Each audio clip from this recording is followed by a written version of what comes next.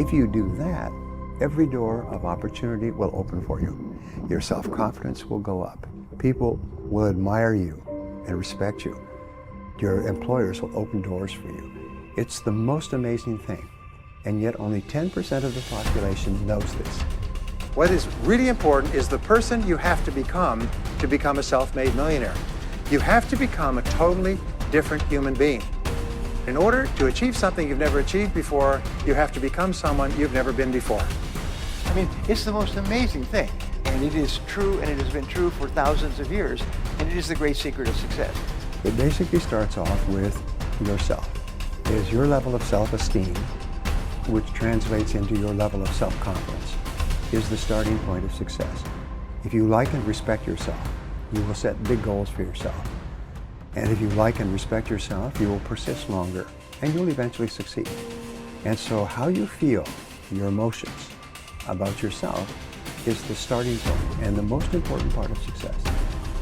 And so the goal of children, the goal of parents, is to raise children with high levels of self-confidence and self-esteem. Your goal as an adult is to build your own self-esteem, your own mental fitness. Yeah. Like physical fitness requires physical exercise, mental fitness, feeling very positive about yourself and your life, requires mental exercise. Now, what I discovered, which was one of the most important things of all, is that self-esteem, the other side of self-esteem, is called self-efficacy, which is a word that means that you are good at what you do. So therefore, when you work to become better in your field, whatever you're doing, whether it's in school or in your job, you feel more confident and more positive about yourself. So the more you like yourself, the better you become. And the better you become, the more you like yourself. So you can actually get onto an upward spiral. Which brings us to your subject of success for young people. The key to success is very simple. I've written 2 books on this. Is you must become very good at doing something that is important and valuable to an employer. You must become very good at it. There are no successful people who are average, and it takes a long time to become very good at something, even if it's to be a gardener, or an interviewer, or a speaker. It takes a long time to become good at it, but you must be determined from the beginning to work extra hours to become very good at the work that you do. If you do that, every door of opportunity will open for you. Your self-confidence will go up. People will admire you and respect you. Your employers will open doors for you. It's the most amazing thing, and yet only 10% of the population knows this. One of the things that I learned, by the way, is that becoming a self-made millionaire is not the important thing. What is really important is the person you have to become a self-made millionaire.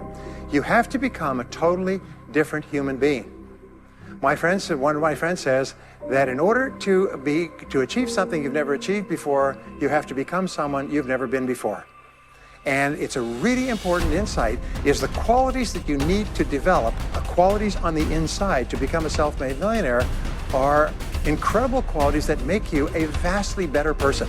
Not only better in terms of character, determination, discipline, decision-making, strength, and so on, they make you a far better person. They round out your character in a far better way. So that the real payoff of becoming wealthy is not because you can eat more, because how many more meals can you eat?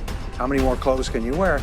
But it's the kind of person that you become, and then the kind of people that you associate, the kind of life that you have. And so the things that we're going to talk about now, and I know that you're some of the smartest people in our country, so I'm going to give you these ideas very quickly, like dealing cards. What I found in my research is that there's a series of qualities that self-made millionaires have. If you have these qualities, your success is virtually guaranteed. And if you don't have these qualities, the qualities are learnable. Point number 1 is that all business or sales skills are learnable. All financial skills are learnable. If you can drive a car, you can learn any skill. If you can drive a car, you can learn the skill.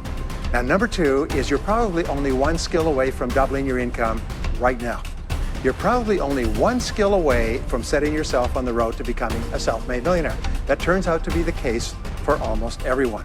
And if you don't know what that skill is, maybe over the course of the time we spend together, it'll jump out at you. But whatever it is, you've got to find it out and go to work on it, because it is learnable. It's a learnable skill. People say, well, I've never been very good with money. Well, get over it.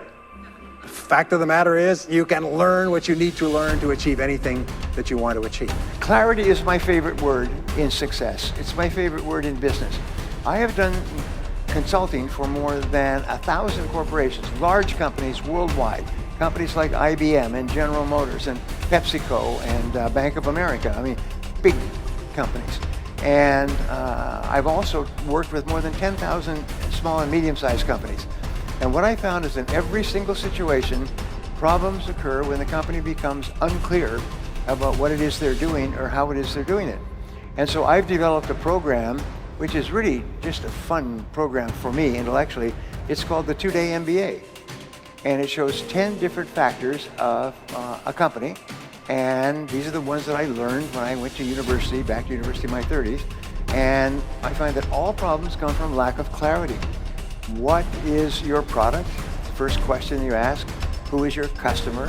What does your customer consider to be more valuable than anything else? How are you superior to your competitors? What can you do to attract more customers? What can you do to close those customers? I'll come to this in a second, but basically it's clarity, lack of clarity. Now here's something else I learned, and they did a study of 50 owners of companies, successful owners of companies like yourselves. And they asked them, what is the very best time management or business tool that you've ever discovered? 49 out of the 50 held up a yellow writing pad. Yellow writing pad, sort of like this. And this is what they did. This is how they planned their day. They made a list, to-do list. Today, today's date, they wrote down everything they had to do. They always work from a list. Always work from a list. Always work from a list. If you don't work from a list, it's very much like taking your hands off the wheel of your car, going down a winding road in the mountains. What happens is your life's going to go up and you're instantly going to start doing irrelevant and unimportant and useless things. And at the end of the day, you'll be exhausted and you'll have accomplished nothing. In life, every person has a turning point, and the turning point comes when you set upon a major goal. When you decide upon a major goal, and since you're going to be working for money in business all your life, you might as well set a goal to earn a lot of money. You see, in life, you can earn a lot or you can earn a little.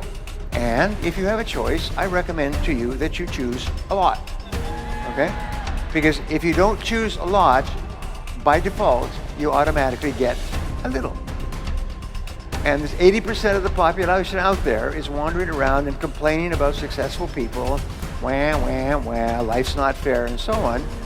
No, because once you are clear about your goal, you start to see all kinds of opportunities, things that you can do that you hadn't thought of doing, that move you faster toward the goal and move the goal toward you. You activate this field of magnetism and you start to attract into your life people and circumstances who help you to achieve the goal, and you help to achieve their goals. I mean, it's the most amazing thing. And it is true, and it has been true for thousands of years, and it is the great secret of success. Become more confident and competent.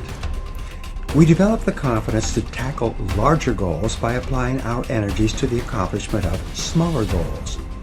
We build up our confidence as we move forward until we reach the point where there is nothing that we won't take on. In fact, the habit of setting and achieving ever larger goals is absolutely indispensable to the development of ever higher levels of self-confidence and personal power.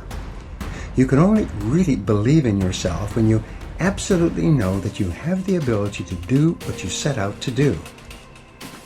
True self-confidence comes not from positive wishing or positive hoping or positive thinking.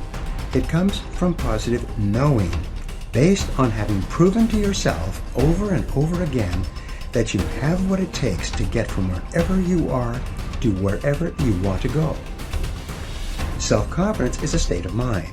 It is an attitude. And as an attitude, it is more important than facts. But it must be based on facts to be the kind of self-confidence that you can rely upon in a crunch. Your job is to do whatever it takes to convince yourself in your heart that you are absolutely unstoppable and that you can achieve anything that you put your mind to. Thought is creative.